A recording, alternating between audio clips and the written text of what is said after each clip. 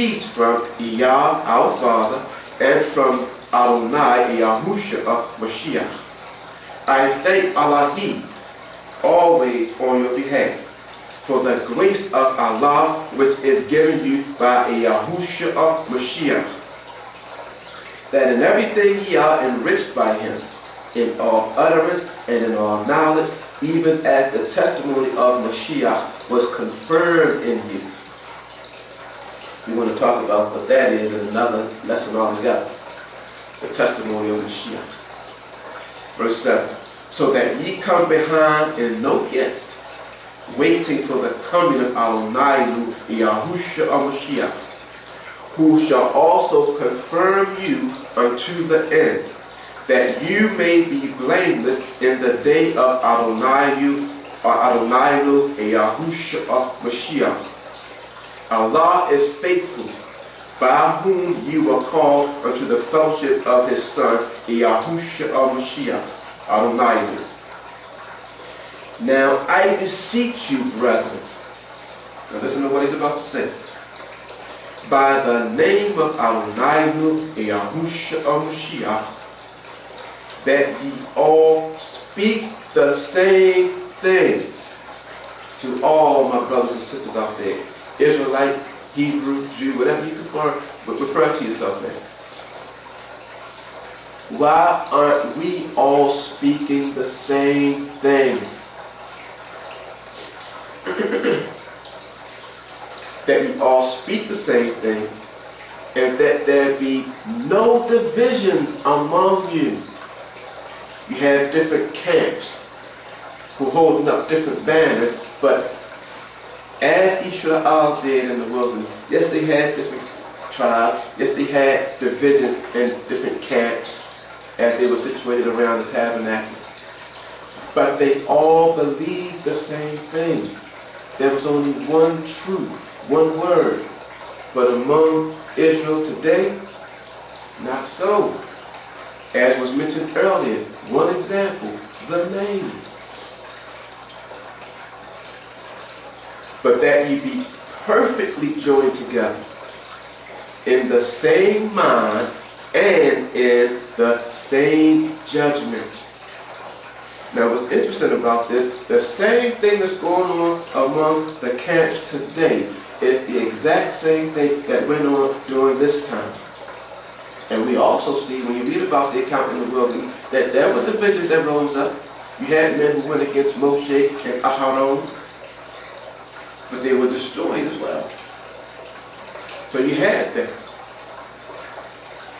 Verse 11, for it hath been declared unto me of you, my brethren, by them which are of the house of Chloe, that there are contentions among you, just as we have contention among ourselves today. Okay?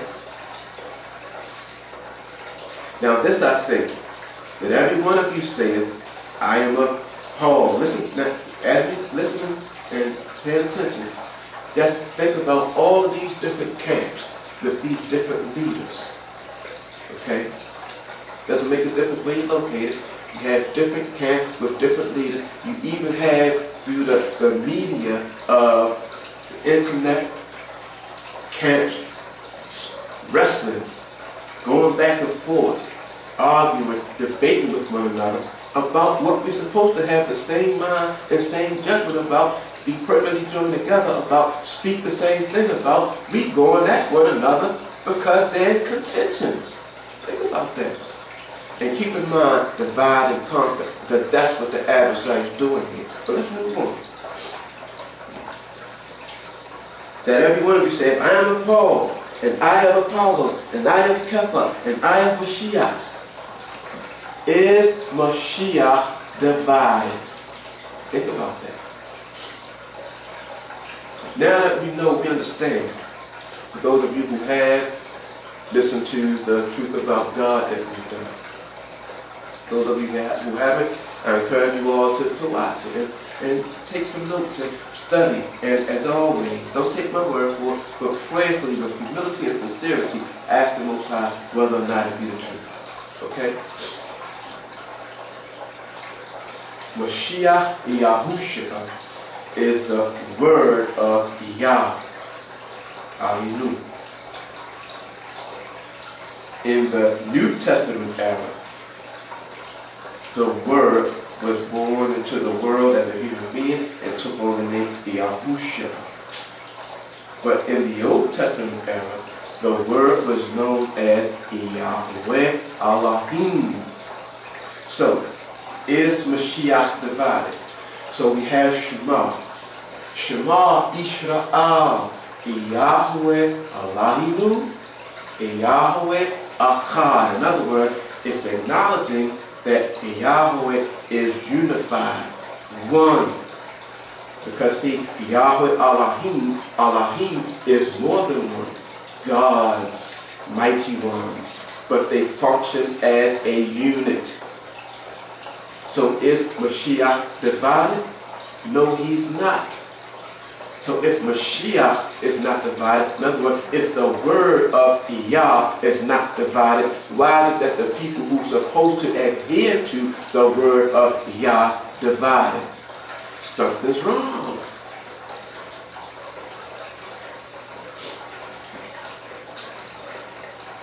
Is Mashiach divided? Was Paul crucified for you? Or were you baptized in the name of Paul? I thank Allah that I baptized none of you but Crispus and Gaius, lest any should say that I had baptized in my own name.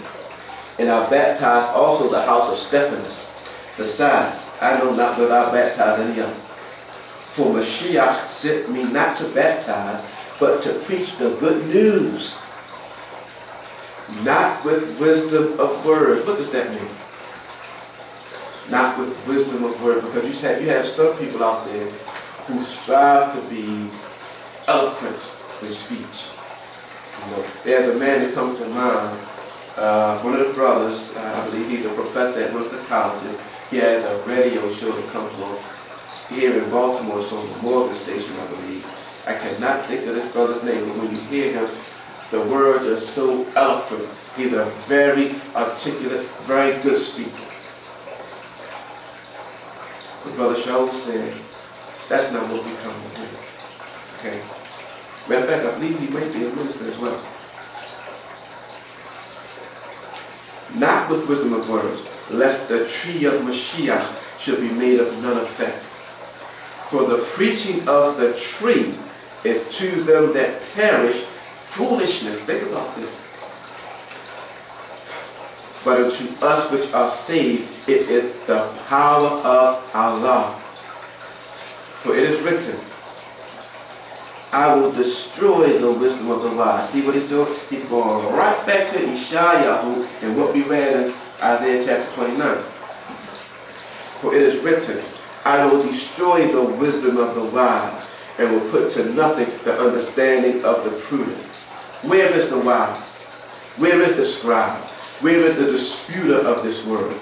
Hath not Allah made foolish the wisdom of this world? For after that, in the wisdom of Allah, the world by wisdom knew not Allah. Listen to that. The world by wisdom simply means, remember, they became vain in their imagination. And they thought themselves, they professed themselves to be wise.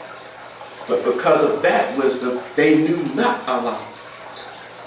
It pleased Allah by the foolishness of preaching to save them that believe. And what does that mean? See, what the Creator has to do, He has to now send forth His word in the form of messengers, you know, to give people the truth. To the Creator of the heavens and the earth, having to be humble to do that. In other words, He's teaching us how He's willing to become foolish for us in doing something of that nature. Remember the question that Dawid asked? What is man that thou art mindful of him? You see, we the dust of this earth. But the Creator of the heavens and the earth, look at what He's willing to do.